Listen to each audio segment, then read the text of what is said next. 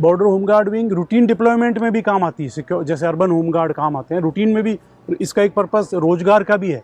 तो ज़्यादा से ज़्यादा ड्यूटीज़ कई बार इनकी पुलिस के साथ में भी आती है। तो इस कारण से इस 3 दिन के अंदर सभी से कोऑर्डिनेशन है, सभी से एक कम्युनिकेशन है, ये सारा इम्प्रूव किया जाएगा। Border home guard wing Rajasthan home guard की एक बहुत महत्वपूर्ण विंग है।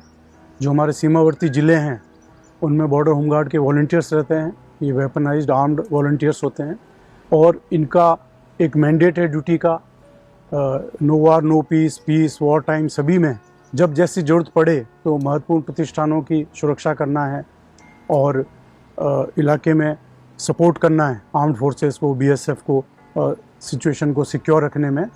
वल्नरेबल पॉइंट्स है, महत्वपूर्ण प्रतिष्ठान है, उनको सिक्योर रखने में। तो 1962 के बाद से ये कॉन्सेप्ट है और इनकी लगातार ट्रेनिंग होती रहती है और ये आर्मी से भी रिफ्रेशर कोर्स और ट्रेनिंग करते हैं। और हमारा जो राजस्थान का लगभग 1070 किलोमीटर का बॉर्डर है, ये उसी एरिया के रहने वाले होते हैं।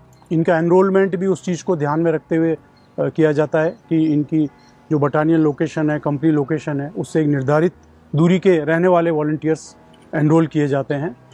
तो वर्तमान परिदृश्य में बहुत टेक्नोलॉजीज़ में चेंज आया है और बीएसएफ एक बहुत महत्वपूर्ण बॉर्डर गार्डिंग फोर्स है और जिनका एक प्राइमरी रोल रहता है। तो उनकी गाइडेंस में, उनके मार्गदर्शन में 3 दिन का एक ट्रेनिंग प्रोग्राम है बॉर्डर होमगार्ड का, वो कंडक्ट किया जा रहा है, जिसमें ये बॉर्डर विजिट भी करेंगे, बॉर्डर से फेमिलाइजेशन भी करेंगे।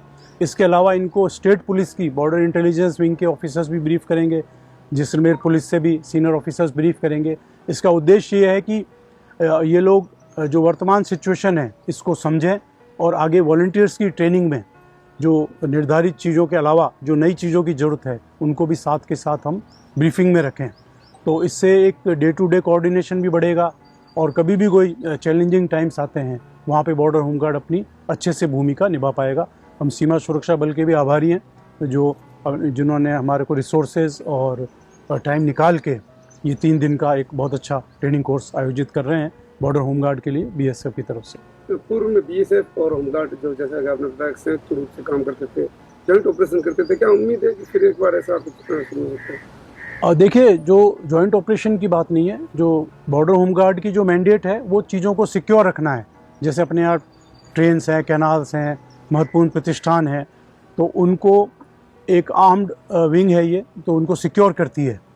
तो और साथ का साथ बॉर्डर एरिया में कोई महत्वपूर्ण सूचना है, कोई इन्फॉर्मेशंस है, वो कंसर्न्ड फोर्सेस से और एजेंसीज से जो हमारी सेंट्रल स्टेट की उनसे शेयर करती हैं। तो हमेशा इनका साथ में एक रोल रहता है और एक फेमिलाइजेशन बहुत ज़रूरी है। तो उसी दिशा में ये कदम उठाया जाए। क्यों ज़रूरत पड़ी इस चीज़ की, किस लिए? क्योंकि बॉर्डर होमगार्ड लगातार काम कर ही रहा है, तो सीमावर्ती क्षेत्र होने के कारण ऐसी क्यों आवश्यकता है? देखिए, आज की तारीख में जो भी ऑर्गेनाइजेशंस हैं, जो भी फोर्सेज हैं, एजेंसीज हैं, वो हमेशा अपने आप को अपग्रेड करके रखते हैं। आपने देखा होगा कि वर्तमान समय में कुछ समय पहले बॉर्डर सिचुएशंस में ड्रोन्स यूज़ होते हैं, बहुत सारी टेक्नोलॉजीज़ आ गई है, ग्राउंड पे बहुत चीज़ें चेंज हो गई है और बीएसएफ भी आज 50 किलोमीटर तक राजस्थान में चीज़ों को देखती है अपनी रेस्पॉन्सिबिलिटी में, जहाँ उनका ह्यूमन पॉपुलेशन से भी इंटरेक्शन है और बॉर्डर होमगार्ड वहीं के रहने वाले हैं।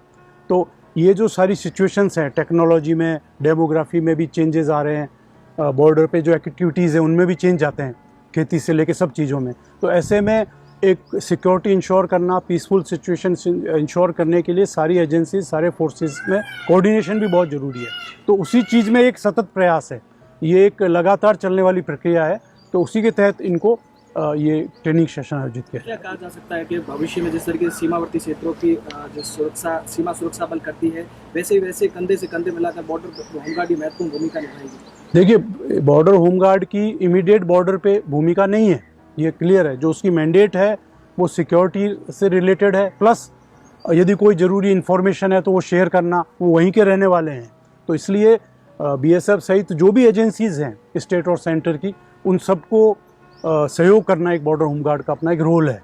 तो उसी दिशा में ये एक प्रयास है। मुख्यतः क्या प्रशिक्षण में सिखाया जा रहा है? प्रशिक्षण में इनको मुख्यतः जैसे डिफेंसेस बनाना, क्योंकि जब भी ये इंटीरियर एरिया में बॉर्डर के पीछे भी कहीं गार्डिंग कर रही है, तो आज आपने देखा होगा ड्रोन्स हैं, दूसरी चीज़ें बहुत परिवर्तित हो गई है।